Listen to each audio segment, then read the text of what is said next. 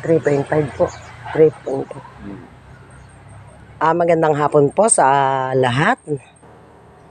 Nagbibideo po ako dito sa lugar po ng property ni attorney. At ito daw po ay willing na ipagbili. Ito po ay 400 square meter. Mayroon na po siyang bahay at ito po ay libot na ng pader. 400 square meter. PM lang po ang makakagusto at ibibigay po natin ang presyo. Yun po ay fixed na presyo. I-PM lang po ako kung sino po ang willing bumili. At kompleto po ito, may title na po. Mayroon na pong titulo ito. Hawak po nung binilihan ni attorney ng lupa. Ayan po. Ang pader po nito, ito po maraming punong niyog, mga sagingan. Ayan po, libot po ito ng pader. Ako po ay dadako ron para ito po ay parang bahay kubo pero yung kanyang balkonahe ay walang sagunyap. Kumbaga wala siyang bubong. Kwarto lang po ang may bubong. Ayan po.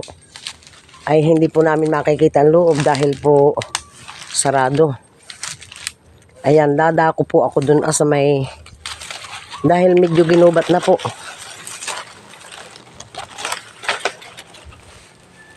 Ayan po, hanggang doon po may pader po yan.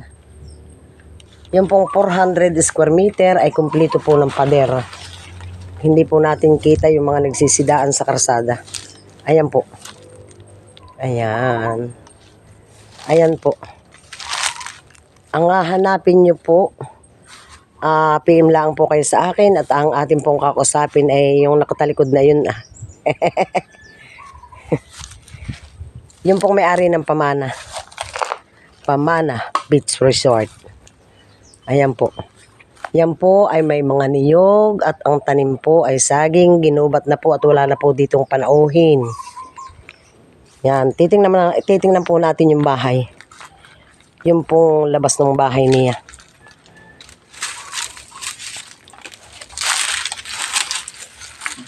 May tangke po ng tubig. Ayan po ang tangke ng tubig. Oh. Ginugubat na rin. Ayan po. Ang tangke ng tubig. Yan. Pinagbibili na po at si attorney po ay nagkasakit. Na-stroke na po. Kaya hindi na po niya masikaso ito. Ayan po. Ito po ay libot ng pader. Ito po yan. Nakarinig po kayo ng sasakyan. Yun po ay karsada. Papuntang Boulevard Beach Resort.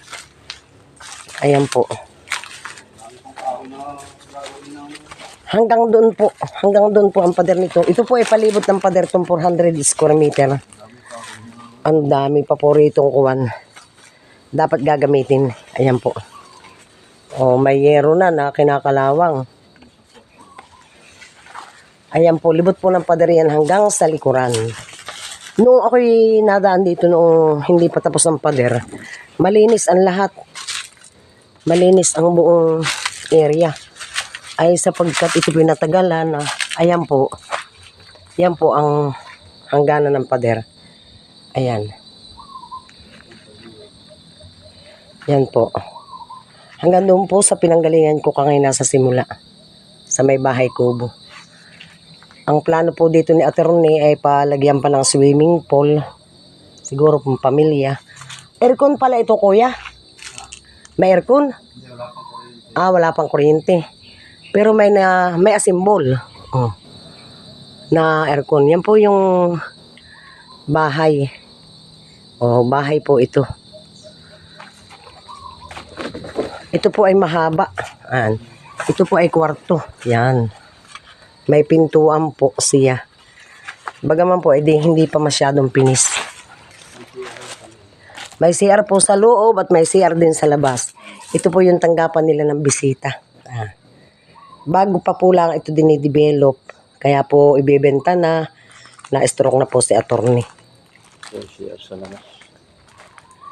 Ito po yung CR sa labas. Yan. At yun po yung gate. Gate ng sasakyan. Yun po yung gate ng tao, yung maliit. Yung aming dinaanan. Ayan po. Medyo nagkalat po at walang natira po. Ayan po. Maganda po ang ng bahay. Yeah. Ayan. Ito po ang CR sa labas. At ayan po ang yan. May kaunting space po dito. Yan po yung karsada. Yan. Nakikita niyo po yung dumadaan. Ayan. Karsada po yun. PM lang po kayo kung sinong willing at kakasapin po natin ang may-ari ng Pamana Beach Resort. Ayan po. Ito po yung gate ng sasakyan. Ayan po yung kabuuan. Ayan po. Ibinidyo ko po para po makita ninyo ang kabuuan. Ayan po. Mahaba. Ayan. Mahaba siya. Dito po sa area ng pagitna, wala pa pong nakalagay na anumang nakatayo kundi yung isang bahay kubo doon sa may gilid. Yan. May puno ng mangga, pero itong puno ng mangga pag ito yung lumaki dito, ay okay naman. Yung mga dugsong. Ha? Yung mga dugtong, pwede naman dito ang pona. Oo. Hindi putulin. Kahit hindi putulin, pwede ang sasakyan. Kahit ban. Ayun, napasok nga dito yung kanya. Ano na lahat. Oho. Ayan, muli hanggang dito na lamang po ang pagbibideo ni Kamading. At PM lang po sa aking page at tayo po ay makikipag-usap doon sa may hawak ng titulo. Ayan, maraming salamat po. I love you all.